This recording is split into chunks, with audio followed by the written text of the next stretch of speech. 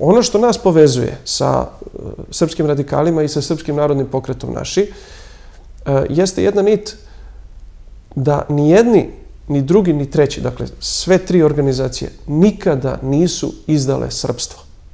Mi možemo da dajemo primjedbe da smo, kao što i ja lično imam brojne mane, tako i sigurno svaki pokret i svaka stranka ima svoje vrline i nedostatke. Ali ona nit koja nas povezuje, ta spremnost da se čvrsto, beskompromisno borimo za interese svoga naroda. Dakle, Vojislav Šešelj nikada nije izdao srpstvo, niti će ga izdati. Zato i jeste u Hagu. Od 24 godine svoje borbe, on je polovinu, 12 godina, proveo i dan danas provodi iza rešetaka. A zašto? Zato što neće da se odrekne srpstva. A mogao je. Da je hteo da se odrekne srpstva, da je hteo da izda, on bi danas bio ne predsjednik, nego car Srbije.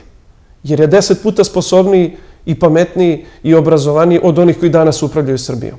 I srpski neprijatelji bi jedva dočekali da neko takav kao što Vojislav Šešelj okrene ćurak naopako i da od ideologa srpskog nacionalizma postane ideolog promjene svesti i uvođenja Srba u Evropsku uniju i nametanja nekakvog novog protestantskog morala.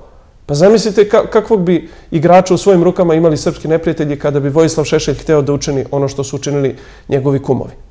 Ali Vojislav Šešelj to nije hteo da uradi. I zato danas teško bolestan leži u Hagu.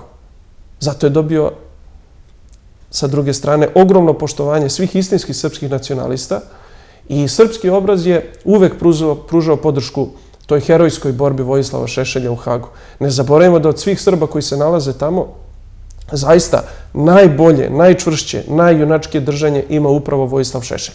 Uz ogromno poštovanje i prema svim drugim srpskim herojima koji su tamo, poput Radovana Karadžića, generala Ratka Mladića i svih ostalih Srba, da ih sad ne nabrajam, jer su to srpski heroji, srpski junaci i mučenici.